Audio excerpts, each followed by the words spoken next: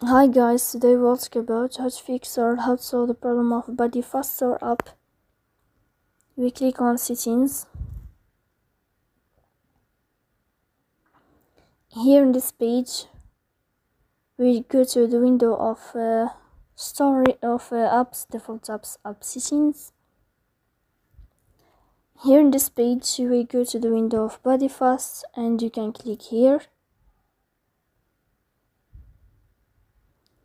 Then you can go to first stop and you can click OK. Then you will enter to the window of storage. Here you can click on clear cache, but pay attention, don't click clear data because that can delete your account. So please don't forget to support us, bell icon, subscribe. See you next time in another video.